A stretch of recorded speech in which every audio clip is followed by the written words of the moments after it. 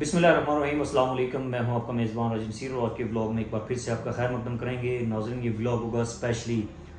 پاکستان کے air quality index کے حوالے سے، اور پاکستان کا ایئر کوالٹی انڈیکس دن بدن جو ہے وہ خراب سے خراب تر ہوتا جا رہا ہے، کیونکہ پہلے پنجاب کو اس نے اپنی لپیٹ میں لیا ہوا تھا، اور اب خیبر پختونخوا اور اسلام آباد کو بھی اس نے اپنی لپیٹ میں لے لیا ہے۔ اب یہ ایئر کوالٹی انڈیکس ہوتا کیا ہے اور کس طریقے سے انسانی جانوں کے لیے یہ زیادہ خطرناک ہوتا ہے؟ دیکھیں، ایک تو ویزیبلٹی ہوتی ہے، اور بیسکلی اگر فوگ کہا جائے یا پھر سموک کہا جائے تو سموک جو ہے وہ بیسکلی کمبینیشن ہوتا ہے سموک اور فوگ کا، اور یہ مل کے بناتی ہے سموک۔ اس کو سموک کہا جاتا ہے۔ جب فوگ اور سموک آپس میں ملتی ہیں تو سموک بن جاتا ہے۔ تو اس حوالے سے اگر کہا جائے تو اس میں کیا ہوتا ہے کہ دھند چھا جاتی ہے، اور دھند صرف اس حد تک نہیں چھا جاتی بلکہ آپ کی ایئر کوالٹی انڈیکس کو برے طریقے سے خراب کر لیتی ہے، جس کی وجہ سے آپ کی ویزیبلٹی ختم ہو جاتی ہے، اور ویزیبلٹی ختم ہونے کے بعد ساتھ ساتھ آپ کے اس کی وجہ سے جو آپ کے گلے اور ناک اور کان کی جو بیماریاں ہوتی ہیں وہ زیادہ پھیل جاتی ہیں، یعنی کہ آپ کے پھیپھڑے وغیرہ ڈیمیج کرنا شروع کر دیتی ہے، کیونکہ آپ کی ایئر پولیوٹیڈ ہو جاتی ہے۔ جب آپ کی بیسکلی ایئر پولیوشن ہو جاتی ہے، اور اس کو اگر آپ کہیں تو تقریباً اس وقت جو دنیا کی تاریخ میں یہ کہہ سکتے ہیں کہ اس وقت کی جو تاریخ ہے، یعنی 2024 کا جو ایئر کوالٹی انڈیکس ہے پورے ورلڈ کا، تو اس میں بدستور اس وقت لاہور جو ہے پہلے نمبر پہ ہے، یعنی کہ 1200 تک اس وقت والے ایئر کوالٹی انڈیکس تک جو ہے وہ اس وقت پاکستان کا جو گراف ہے، وہ لاہور کا جو گراف ہے، لاہور اور ملتان کا، وہ تقریباً وہاں پہ فلکچویٹ کر رہا ہے۔ اور یقینی طور پر اگر کہا جائے تو ایک سے لے کر 50 تک جو کوالٹی آف انڈیکس ہوتا ہے اس کو کہا جا سکتا ہے کہ ہیلدی کوالٹی ایئر انڈیکس ہے، اور پھر 50 سے لے کر 100 تک اس کو کہا جا سکتا ہے، پھر بھی ہیلدی کنسیڈر کیا جاتا ہے اس کو۔ لیکن جو ان ہیلدی کنڈیشن ہو جاتی ہیں وہ تقریباً 150 سے لے کر وہ 250 300 تک جو ہیں ان کو ان ہیلدی، لیکن جب 300 سے اوپر جاتی ہیں تو پھر اس کو کہا جا سکتا ہے کہ ویری ان ہیلدی کنڈیشن جو ہوتی ہیں، اس کے لیے سفوکیشن کی پرابلم ہوتی ہے، ماسک وغیرہ کمپلسری کنسیڈر کیا جاتا ہے، ہنگامی طور پر اقدامات کرنے کی ضرورت ہوتی ہے اب وہ کو مینٹین رکھنے کے لیے۔ لیکن پاکستان اس وقت 300 کی شرح پہ نہیں ہے، بلکہ پاکستان اس وقت 1200 تک کے جو ہے ایئر کوالٹی انڈیکس گراف کا سامنا کر رہا ہے۔ تو یوں کہا جا سکتا ہے کہ پاکستان کے اندر یہ جو سموگ نے اپنے ڈیرے ڈال دیے ہیں، نہ صرف سٹیزن کو پریشان کر دیا ہے بلکہ مختلف قسم کے امراض سے بھی لوگ جو ہیں وہ لاحق ہو رہے ہیں۔ اب بیسکلی اس کے اندر کچھ فیکٹرز ہیں، یہ کس طرح سے سموگ بنتی کس طرح سے ہے اور کس طرح سے اس کو ایریڈیکیٹ کیا جا سکتا ہے۔ دیکھیے، پہلے نمبر کی بات ہے، اس کے اندر دو کچھ فیکٹرز عام ہیں۔ ایک تو جو ہے وہ انٹرنل فیکٹر ہو سکتا ہے، دوسرا ایکسٹرنل فیکٹر ہو سکتا ہے۔ انٹرنل فیکٹر میں ہماری کاربن ایمیشن ہے، لیٹس سپوز دیٹ کہ آپ کے روڈس کے اوپر جو گاڑیاں ہیں ان کی کنڈیشن ٹھیک نہیں ہے، پراپر مینٹیننس نہیں کی گئی، وہ جو ہے وہ دھواں چھوڑتی ہیں، جس کی وجہ سے آپ کی ایئر کوالٹی انڈیکس خراب ہو جاتی ہے۔ ایک تو یہ فیکٹر ہے، ساتھ میں دوسرا فیکٹر یہ بھی ہے کہ آپ کے بریکس کے جو بٹھے وغیرہ ہوتے ہیں وہ بھی جو ہیں وہ رولر جو اربن ایریاز کے اندر ورک کر رہے ہیں، ٹھیک ہے، ان کو بھی جو ہے وہ دن بدن جو ہے وہ دھواں اگل رہے ہیں، فیکٹریز آپ کی دھواں اگل رہی ہیں، جس کی وجہ سے آپ کی ایئر کوالٹی انڈیکس یا پھر آپ کی ایئر جو ہے وہ پاپولیٹڈ ہو جاتی ہے۔ اب اس کی وجہ سے کیا ہوتا ہے کہ جب آپ کی ایئر کے اندر جو ہے وہ کاربن ایمیشن ہو جاتی ہے، ایئر کوالٹی آپ کی ڈیمیج ہو جاتی ہے، جس کی وجہ سے آپ کی پھر بیماریاں پھیلنا شروع ہو جاتی ہیں۔ پھر تیسرا ایک اور عام کنسرن یہ بھی ہوتا ہے کہ آپ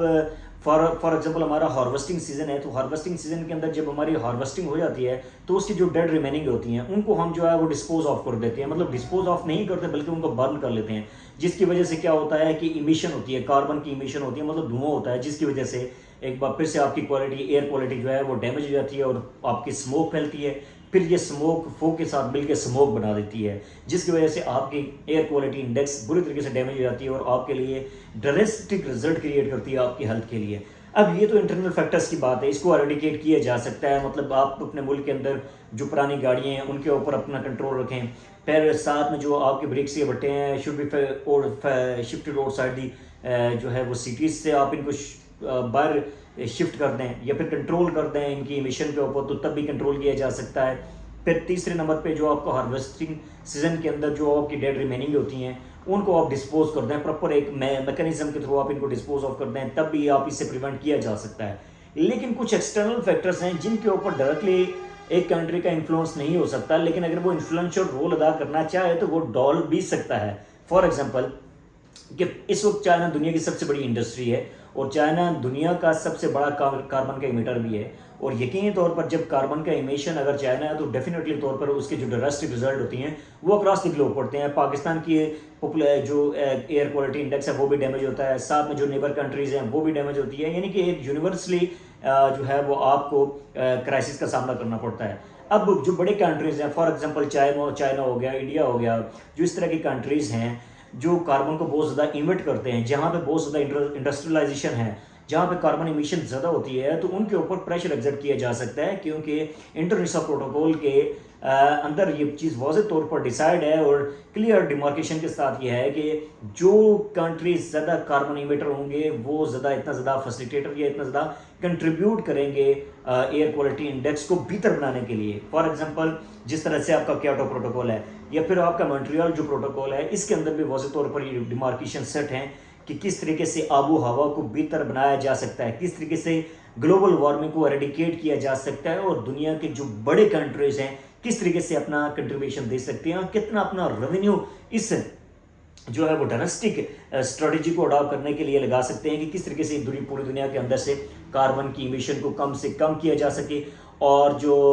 کہہ سکتے ہیں کہ آب و ہوا ہے اس کو بہتر سے بہتر بنایا جا سکے. اس حوالے سے یو ایس نے بڑا کام کیا ہے، اس حوالے سے جو باقی اور کنٹریز ہیں، رشیا ہے، اس نے بڑا کام کیا ہے، اور اس طرح سے مطلب وہ اپنا ریونیو بھی ان کنٹریز کے ساتھ شیئر کرتے ہیں جو کہ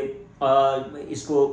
ایریڈیکیٹ کرنے میں اپنا کنٹریبیوشن دے رہے ہیں. اس حوالے سے آپ کو جس طرح سے ڈسکس ہوئی کہ کیوٹو پروٹوکول ہے، مونٹریال پروٹوکول ہے، اس کے اندر واضح طور پر ڈیمارکیشن سیٹ ہے کہ کس طریقے سے کاربن ایمیشن کو کم کیا جا سکتا ہے. اور اس حوالے سے ایک بار پھر سے پاکستان اس وقت اپنی اسٹریٹجیز کو دوبارہ سے انٹرنیشنل فورم کے اوپر ایلیبریٹ کرنے کے لیے کوشش کر رہا ہے. شہباز شریف صاحب اس وقت اگر آپ بات کریں باکو کے اندر ہیں، آذربائیجان کے جو دارالحکومت ہے باکو، اس کے اندر موجود ہیں. وہاں پہ ان نے اقوام متحدہ کے سیکرٹری جنرل جو ہے انٹونیو گوتھرس، ان سے بھی اس حوالے سے بات کی ہے کہ پاکستان کے اندر جو اس وقت